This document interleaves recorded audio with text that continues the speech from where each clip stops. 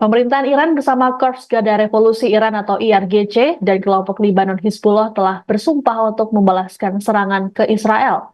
Namun kabar terbaru menyebutkan bahwa serangan Iran kemungkinan ditunda di tengah upaya diskusi gencatan senjata yang akan digelar pada Kamis 15 Agustus. Dikutip dari media Israel, Times of Israel, pejabat senior keamanan Iran mengatakan negaranya akan melancarkan serangan jika perundingan gencatan senjata dan pembebasan sandera tak menghasilkan apapun. Terkait dengan serangan ini, sejumlah negara termasuk Barat berupaya agar Iran dan proksinya menghentikan niatnya. Pasalnya, serangan Iran kepada Israel dianggap dapat memicu ketegangan di kawasan Timur Tengah. Sebelumnya, Kemenlu Iran telah menolak seruan dari Barat untuk menghentikan serangan ke Israel. Juru bicara Kemenlu Iran, Nasser Kanaani, menilai hal ini bertentangan dengan prinsip-prinsip hukum internasional. Pasalnya, Iran dipaksa untuk tak menanggapi pelanggaran terhadap kedaulatan dan integritas teritorialnya. Adapun pemimpin tertinggi Iran, Ayatollah Ali Khamenei, sejak awal kematian pemimpin Hamas Ismail Haniyeh sudah mengultimatum Israel soal konsekuensi yang akan dihadapi. Iran selama ini menuding Israel sebagai pihak di balik kematian tragis Haniyeh. Sementara Israel sendiri tak pernah mengklaim sebagai pihak yang membunuh Haniyeh. Terkait gencatan senjata, bos Hamas Yahya Sinwar menyatakan pihaknya menyetujui proposal gencatan senjata yang disampaikan oleh Presiden AS Joe Biden. Sebagai informasi, proposal tersebut terdiri dari 3 fase gencatan senjata. Satu di antaranya adalah penarikan pasukan Israel dari seluruh wilayah Gaza. Presiden Rusia Vladimir Putin menyatakan mendukung penuh pembentukan negara Palestina. Hal ini disampaikan oleh Putin saat bertemu dengan Presiden Palestina Mahmud Abbas di Moskow, Rusia pada Selasa 13 Agustus waktu setempat. Dalam pernyataannya, Putin mengatakan bahwa Rusia selalu memperhatikan apa yang terjadi di Timur Tengah. Putin menekankan bahwa Rusia memiliki hubungan jangka panjang dan solid dengan negara Arab pada umumnya dan Palestina pada khususnya. Ia berujar, Moskow akan selalu mendukung penyelesaian konflik Palestina-Israel. Dikatakan olehnya bahwa akar konflik terjadi sudah lama. Hal ini ditambah sikap organisasi internasional yang tak menindaklanjuti konflik ini. Sementara itu, merespons pernyataan Putin soal dukungan kepada Palestina, Mahmud Abbas menyambutnya gembira. Abbas mengatakan bahwa Rusia merupakan teman dekat yang paling dicintai oleh rakyat Palestina. Sedianya, pertemuan Putin dan Abbas dilakukan pada November tahun lalu. Namun hal ini urung dilakukan karena Gaza yang mendapat serangan dari IDF. Всем хорошо известно, что Россия сегодня, к сожалению, должна отстаивать свои интересы, своих людей защищать с оружием в руках.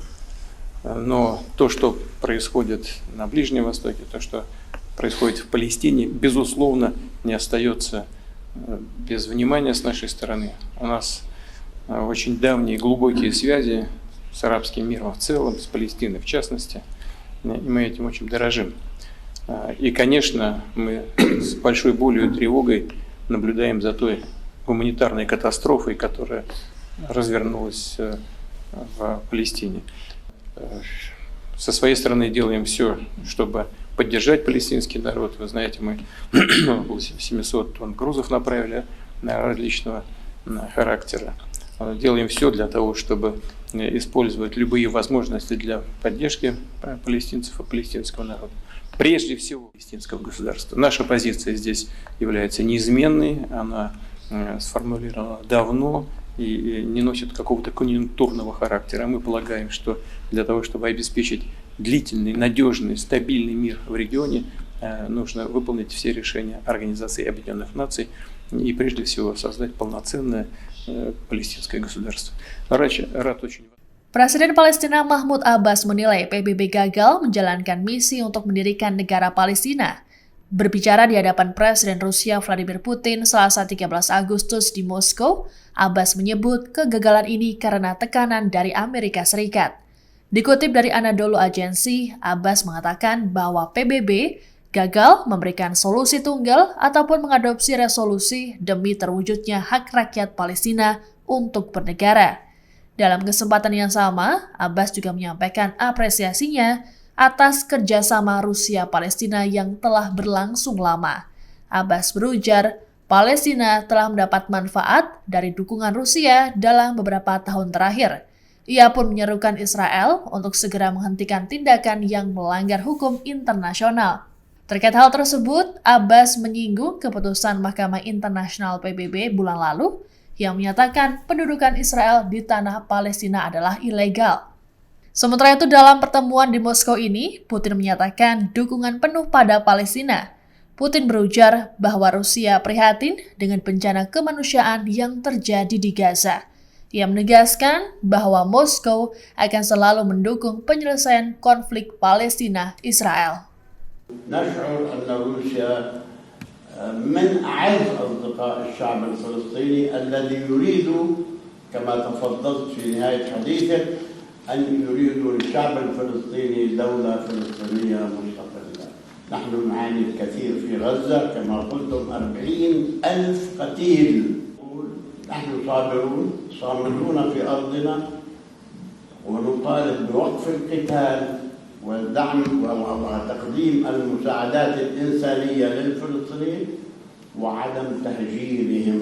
نحن لن نسمح ولن نقبل وأنتم معنا بتهجير الشعب الفلسطيني من ضفة وغزة والقدس إلى الخارج كما حصل في 48. مأساة 48 وال67 لن تتكرر إن شاء الله، ولكن بدعمكم وبمساعدتكم نحن واثقون أننا سنصل إلى مبتغانا.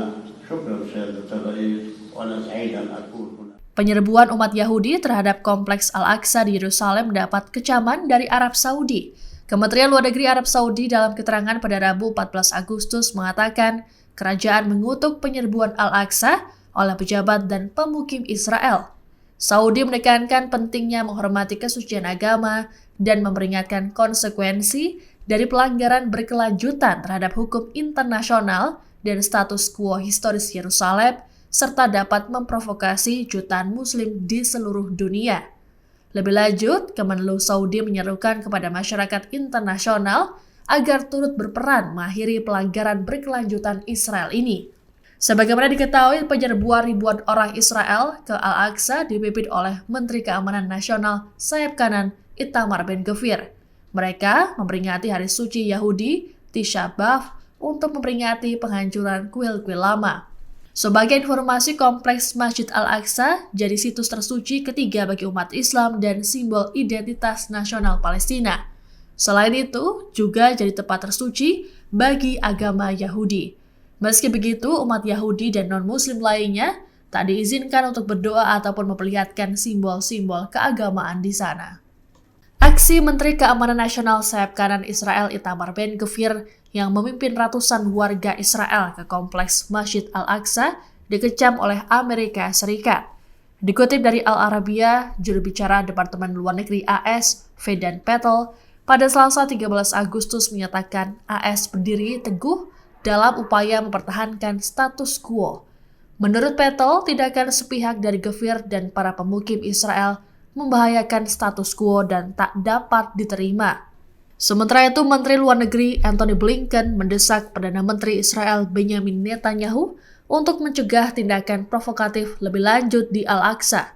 Blinken dalam keterangan pada Selasa 13 Agustus mengatakan, sikap dari Gvir menunjukkan pengabaian terhadap status quo situs tersuci bagi umat Yahudi dan Muslim tersebut. Tindakan provokatif ini juga dianggap hanya memperburuk ketegangan yang terjadi di saat krusial ini. Terlebih, saat ini, semua pihak tengah fokus pada upaya diplomatik yang berlangsung untuk mencapai kesepakatan gencatan senjata dan pembebasan sandera. Adapun kantor Netanyahu telah mengecam tindakan dari Gvir tersebut. Dalam keterangan pada Selasa 13 Agustus, kantor PM Israel menegaskan bahwa tak ada kebijakan pribadi dari menteri tertentu, baik Menteri Keamanan Nasional atau menteri lainnya. Download Tribun X sekarang, menghadirkan lokal menjadi Indonesia.